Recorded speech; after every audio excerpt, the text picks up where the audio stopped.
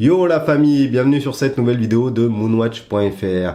Il existe de nombreuses marques de montres vintage, mais souvent on finit par acheter des marques connues, notamment Omega, puisque Omega a produit énormément de montres des années 40 jusqu'aux années 80.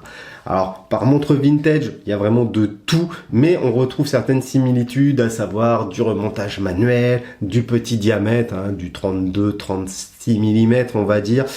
Mais il y a quelques exceptions, et le modèle que je vais vous présenter aujourd'hui, la Omega Jumbo CK2505, en est une, puisque c'est une montre qui date de 1946 et qui mesure 38 mm, d'où la petite dénomination Jumbo.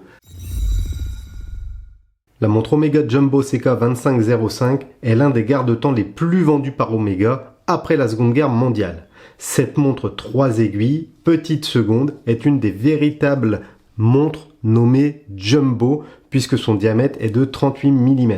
En effet, seules les montres vintage de plus de 38 mm sont considérées comme Jumbo, sinon ce sont des montres oversize. Souvent on se trompe en pensant que des montres de 36-37 mm sont des Jumbo, mais elles ne sont en réalité que des oversize. Cette Omega CK2505 est la première référence de la marque possédant cette spécification.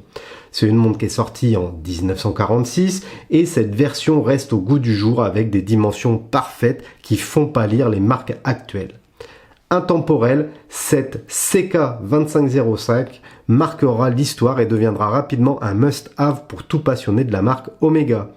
Bien que cette montre de plus de 75 ans ait été produite en grande quantité, il devient difficile d'en trouver en bon état cosmétique, notamment le cadran puisque ce sont les cadrans qui se dégradent le plus rapidement. Du coup, aujourd'hui, les passionnés d'horlogerie cherchent cette référence CK2505. Il y a même des collectionneurs de CK2505 puisqu'il existait plusieurs déclinaisons de cadrans. Les spécifications techniques de cette montre Jumbo Omega CK2505, c'est une montre qui a été produite en 1946, elle a donc plus de 75 ans, une montre unisexe qui arbore un boîtier en acier inoxydable de 38 mm de diamètre pour 9,8 mm d'épaisseur. À l'intérieur, on va retrouver un calibre à remontage manuel Omega 265, calibre réputé, qui propose entre 36 et 42 heures de réserve de marche en fonction de l'âge, de l'état du calibre, etc. Bien évidemment, cette montre n'est pas étanche puisque c'est une montre vintage. On va retrouver une lunette fixe, une couronne signée du logo d'Omega, un verre en plexiglas. Elle est montée ici sur un bracelet en cuir de python qui n'est pas le bracelet d'origine, bien évidemment. L'entrecorne mesure 18 mm et le numéro de référence de la montre que je vous présente aujourd'hui, c'est CK2505-9. Tout d'abord, le boîtier de cette montre Omega Jumbo CK2505 est en acier inoxydable, surnommé Jumbo pour son diamètre de 38 mm. Cette Omega CK2505 ne mesure que 9,5 mm d'épaisseur. Et bien que ce soit une montre vintage, cette montre possède des dimensions finalement qui sont modernes. Ensuite, on appréciera les cornes percées, la fine lunette et les micro-rayures, vestiges du temps passé. Alors vous savez, je vous l'ai déjà dit, je suis pas un gros fan des polissages de boîtes. Je considère qu'une montre doit conserver des signes du temps. Là, la montre est dans son jus et ça lui va très très bien. Pour continuer, on va retrouver une couronne signée du logo d'Omega qui permet de régler l'heure et de remonter le calibre Omega 265. Son utilisation n'est pas aussi douce que celle des montres actuelles, mais ça fait aussi partie du charme de ces montres mécaniques anciennes. Enfin, on va avoir un fond de boîte clipsé qui protège le calibre à remontage manuel. Bien évidemment, cette montre Omega Jumbo n'a aucune tolérance à l'eau. Je déconseille donc de la passer sous l'eau. Alors il existe plusieurs versions d'Omega CK avec plusieurs cadrans différents dans plusieurs coloris. La version que je vous présente ici arbore un cadran blanc doré qui a pris une teinte crème avec les années. Deuxièmement, on va retrouver des index et des chiffres 3, 9 et 12 qui sont dorés et appliqués. Ils sont à la fois discrets et élégants. On appréciera le logo Omega appliqué à 12 heures ainsi qu'une petite seconde assez imposante à 6 heures. Ici, on a l'impression d'avoir un petit peu un big eye à 6 heures. Moi, j'aime beaucoup. Pour continuer, on va avoir une patine qui taquine également les aiguilles dorées qui assurent la lecture de l'heure. Aucun produit luminescent n'est appliqué, que ce soit sur les aiguilles ou les index. Du coup, la lisibilité dans certaines conditions d'éclairage n'est pas si terrible que ça. Mais franchement, on peut lui pardonner parce que regardez, quand il y a de la luminosité, les index et les aiguilles prennent des reflets cuivrés qui sont de toute beauté. Pour finir, on va retrouver un verre plastique, un plexiglas qui protège le cadran et les aiguilles. Ce type de verre, c'est typique des années, on va dire 40 à 70. Cette forme dôme va donner à cette montre du volume et finalement c'est ce qui contribue au charme de la Omega CK2505. Les fans de vintage apprécieront ce type de cristal, alors que ceux qui ne jurent que par les verres inrayables, eux devront peut-être passer leur chemin, puisque là on est vraiment dans le charme du vintage comme on savait le faire dans ces années-là.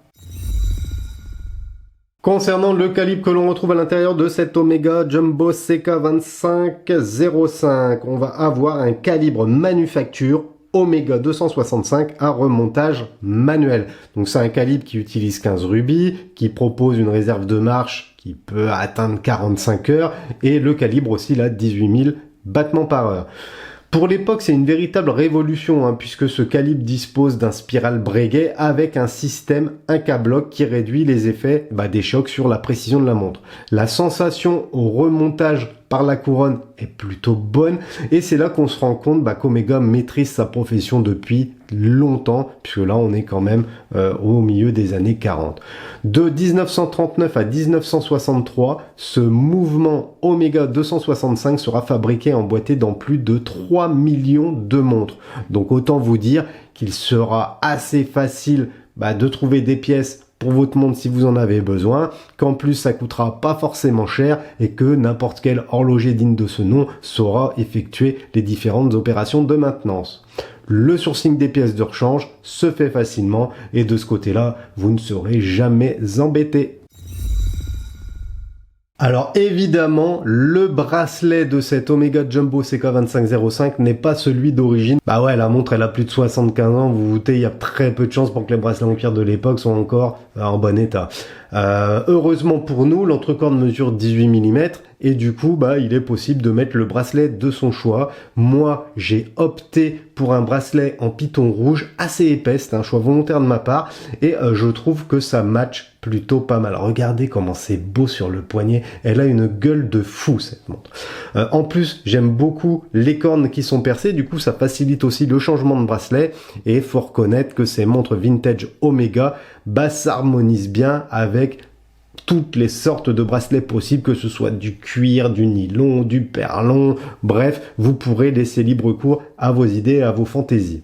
Et c'est bien ça la force de ces montres vintage, le bracelet va impacter radicalement le style de la montre.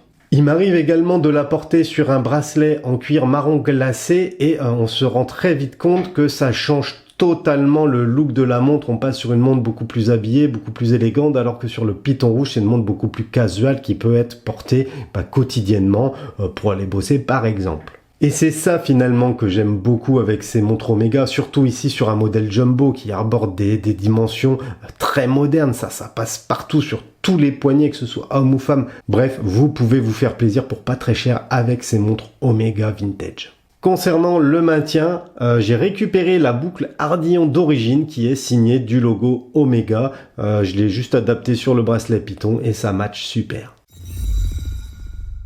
Alors, comme on peut s'y attendre, cette montre Omega Jumbo CK2505 ne peut se trouver que sur le marché de l'occasion. On est sur une montre des années 40, milieu 40.